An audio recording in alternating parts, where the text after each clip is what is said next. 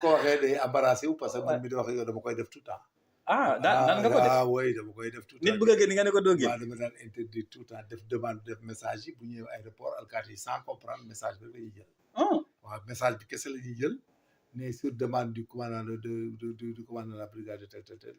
Il a été interdit de sortir et d'entrer du territoire à monsieur Nangam Nangam. Ils le prennent ils l'amènent au commissariat central boo ñëwee le matin nga jël si ko. yóbbu ko dem enquête ko quoi. ok voilà enquête bi ngay enquête léeg-léeg da ngay enquête muy moom léeg-léeg ngay enquête toddu moom nga bàyyi ko mu dem. ok mais pour le cas de Mansour Faye donc ñu ngi mastu Mansour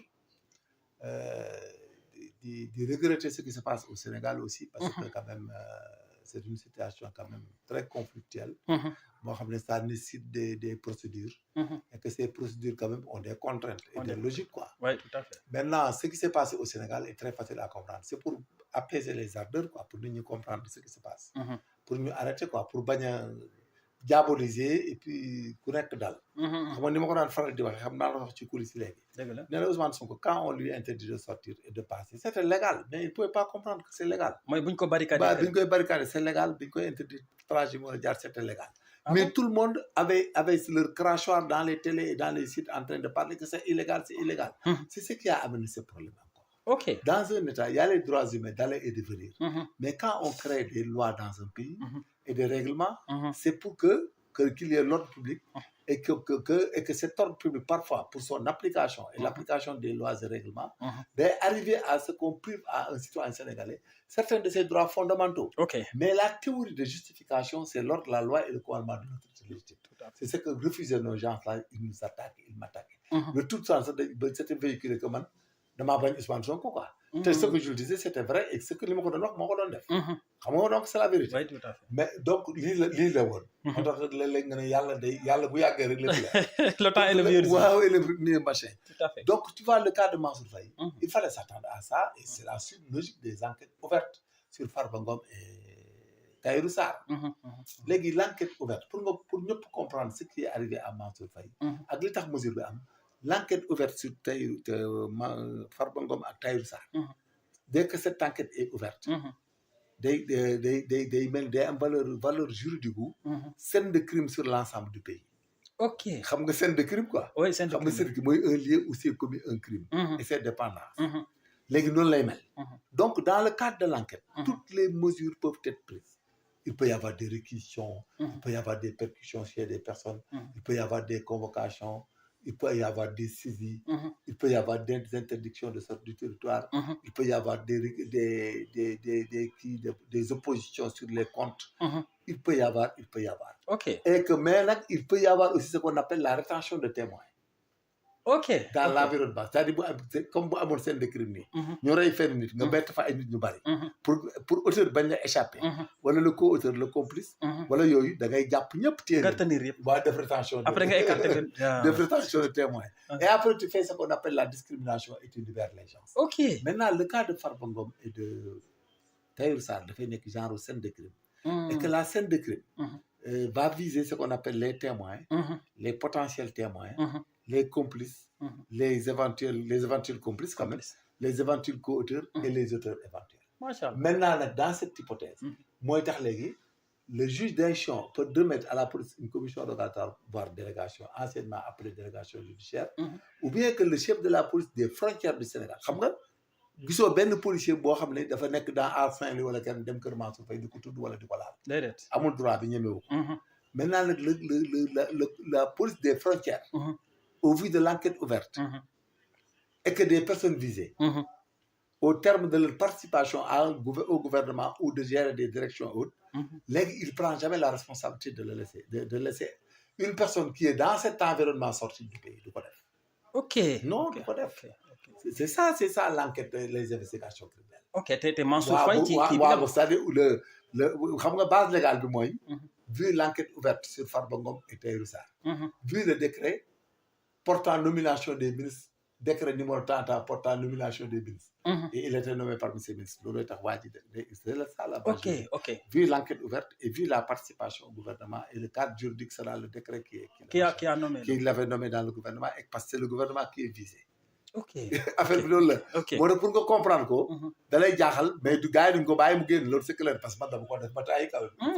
waaw oui c'est comme donc ça. la base elle est légale. waaw day légal mais boo deful investigation criminelle bokkoo ci niveau boobu doo ko mën a comprendre. mais on l'appelle la rétention de témoin. mi ngi mel ni quand tu enquêtes quelqu'un te amoo ci benn élément. guddi nga jàpp amoo ci benn élément di ko soupçonne nangam.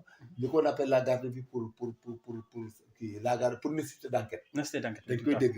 boo Pape Ndiaye va compléter les explications. quoi la garde à vue pour nécessité d'enquête. voilà loolu la pour nécessité d'enquête boobu. loolu mooy problème bi. ay mesures de simple police la. maintenant lii c'est ce qu'on appelle dans ce qu'on appelle la surveillance. parce que léegi la police. dans le cadre de l'enquête ouverte sur Farba Ngom et Tahirou Sarr, ce qui fait de ce qu'on appelle une surveillance sur l'ensemble des personnes qui pouvaient être des témoins, potentiels témoins, potentiels complices, potentiels co-auteurs et co-auteurs. Ok. C'est que c'est comme li ngeen di dégg ñu naan filature. dafa am filature am observation am surveillance am livraison surveillée am les écoutes téléphoniques. maintenant nag loolu ci domaine boobu juridique boobu. moo tax la police des frontières ne peut pas laisser un citoyen sénégalais susceptible d'être témoin. d'être potentiel témoin. d'être potentiel complice d'être potentiel tel. du ko bàyyi mu génn. ok voilà parce que y a la territorialité du droit. macha allah xam nga y a la territorialité du droit. oui y en a. dès que la personne entre dans l'avion atterrit dans un autre pays. oui bien sûr. maintenant là-bas il y a une autre théorie de l'infraction. qui dit que si toutefois que l'infraction pour laquelle la personne est poursuivie est une infraction prévue dans le pays d'accueil, on peut le poursuivre. Comme le Sénégal aussi réciproquement, si quelqu'un rentre au Sénégal et que l'infraction pour laquelle il a été poursuivi est prévue par notre code pénal, ni le criminel, ni le point national légal. Donc, nous le mêlons. Donc, la police des frontières n'ose pas laisser, vu l'enquête ouverte sur Farba Ngom et sur Tahirou Sarr, vu les décrets nommant les ministres du Sénégal, dont Mansour Faye en fait partie, et que la cible de l'enquête, ce sont la réduction des comptes, comme dit, qui vise tous les membres qui ont été dans le gouvernement et dans les directions, dans le département de l'État, et dans tous les départements de l'État. Et voire même quelqu'un qui travaille avec eux. Donc, vu cette enquête ouverte, ça fait qu'il y a la surveillance, et la surveillance est une mesure policière qui est propre à la police. Parce qu'il y a un décret globalement qui nous donne les caractéristiques d'OPJ, et qui définit les méthodes d'investigation. xam nga tey bu ma la doon filature même boo ma gisee mënoo ma porter plainte. si la police t'observe même si tu es au courant tu peux pas porter plainte. si la police aussi t'interdit de sortir du territoire national mais donc les policiers là pouvaient faire même un PV. Je ne sais pas qu'est-ce qui est arrivé. Même moi, si j'étais là-bas, j'ai vu l'enquête ouverte, vu le décret de porte en nomination. Nous estimons devant vous de interdire la sortie du territoire jusqu'à autorisation du juge d'instruction du parquet financier. Parce que ils ont des pouvoirs qui leur donnent le droit d'interpeller quelqu'un qui débarque dans le pays, d'interdire à quelqu'un d'entrer dans le pays et d'interdire à quelqu'un de sortir dans le pays. Mais lolo, c'est dans les décrets qui accompagnent la police et les attributions de la police. C'est comme le décret 74-571 du 14 juin 1974 qui renforce la gendarmerie, nonobstant le code de procédure pénale. Parce qu'il y a le code de procédure pénale qui définit toutes les personnes, la garde de vue, les arrestations. Oui, tout à fait. Mais nous avons des décrets qui nous appuient.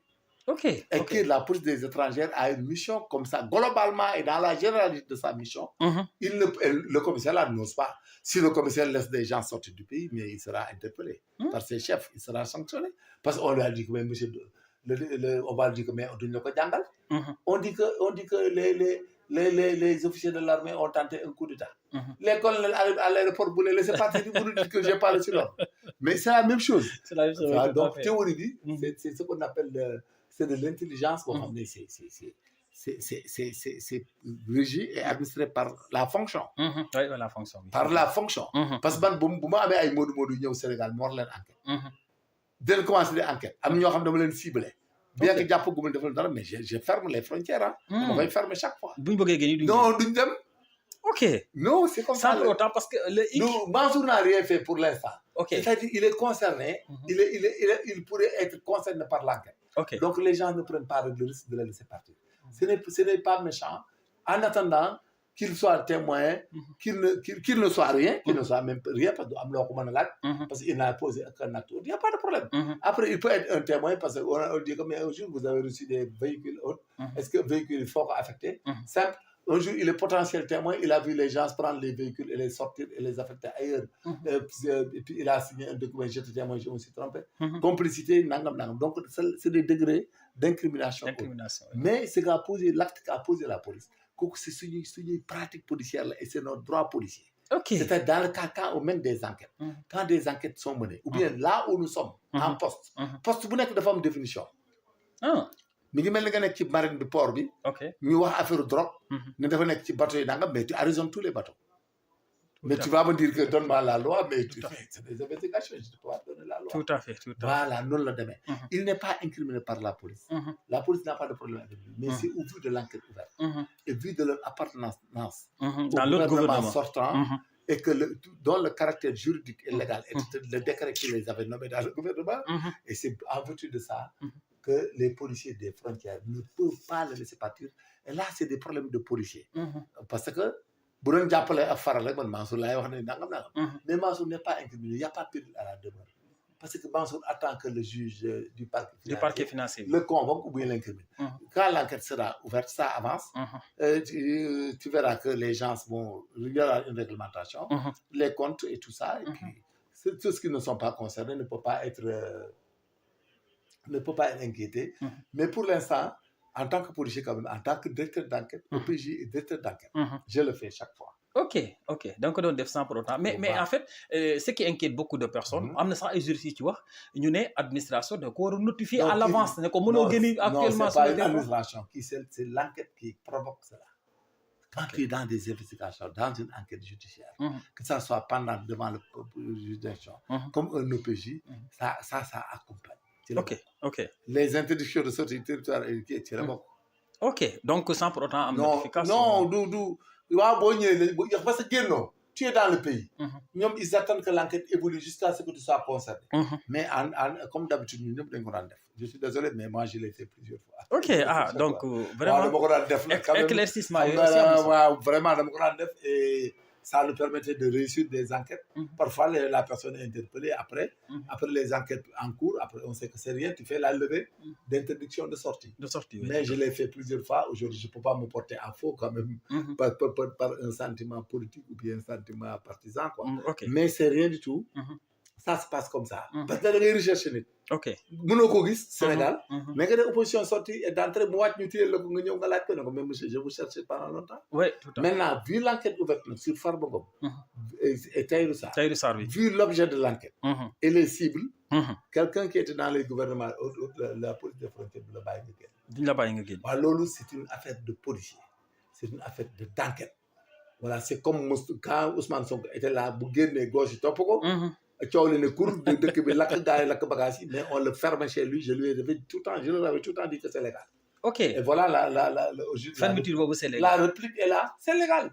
On ne peut pas être dans un état où l'autorité publique de l'état ne peut pas avoir des moyens de restreindre des citoyens sénégalais pour l'intérêt public ou bien pour des nécessités d'enquête et pour autres, et que les gens disent que c'est illégal. Donc, notre frère, il n'y a pas de péril parce que mais c'est la globalisation de l'enquête. C'est la surveillance dans l'enquête pour que tu aies quoi. Donc, éventuellement, après, il y aura ce qu'on appelle la discrimination. La discrimination. Bon, mais les gens discriminés. Le juge d'instruction va connaître l'enquête est discriminée. Vous entendre les farbongom dans le fond, les documents de traçabilité, les éléments de preuve et de comparaison, les gens qui visés, moi, les ministères concernés, les directions concernées, autres, le reste, quand même, la prochaine fois, ils peuvent sortir. Maintenant, lui, en ce qui le concerne, Mansour, il peut, s'il a des réclamations autres pour le cas d'espèce, il l'adresse au juge d'instruction. Est-ce que je suis concerné par votre enquête? Il peut avoir un huissier qui va faire le constat. Le parquet financier pour le demander. Est-ce que je suis concerné par votre enquête? Et là-bas, si le juge dit qu'il n'est pas concerné par votre enquête, il n'y a pas d'autres informations ouvertes contre lui. Et là, il pourra sortir du pays. Ok. Maintenant, toutefois, nous n'avons pas information, madame, amul enquête bu nek ci. Maintenant, est-ce que Mansour peut demander la réparation du préjudice qu'il a subi? Moi, c'est un recours. Parce que tout chef de dommage a le droit de se réclamer en réparation après. Ouais. S'ils disent que personne, tu n'es pas concerné. Mais bataille aussi, là-bas, la police sont dans la prévention. Okay. Et le code même de procédure pénale, nous permettrait de garder à vie quelqu'un 24 heures pour nécessité d'enquête. Mais même nos textes nous permettraient, quand on est dans les frontières, qu'il y a des suspicions et des suspicions, que c'est notre droit de le faire. Parce que si on part vers ça, mais finalement les policiers ne surveilleront plus les frontières. Oui, tout à fait. Tout à fait. Ça, c'est évident. Mais d'une côté, tu surveilles, parce que la prévention, il n'y a pas de la coercion. OK. La mesure n'est pas coercitive. Coercitive, oui. Voilà, donc c'est des pratiques policières. Généralement, je bataille. Donc, je dis à tous mes amis, à tout le monde de se calmer. Ce n'est pas péril à la demeure. Parce que Mansour n'est pas encore interpellé, il n'est pas inquiété.